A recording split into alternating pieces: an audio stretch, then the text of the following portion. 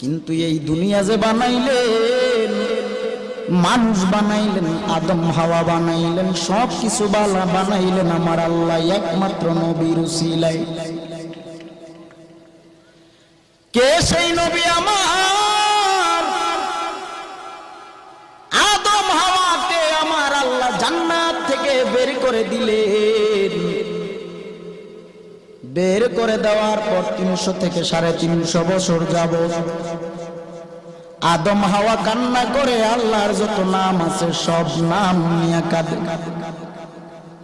গফুরুর রহিম নাম তোমার আল্লাহ।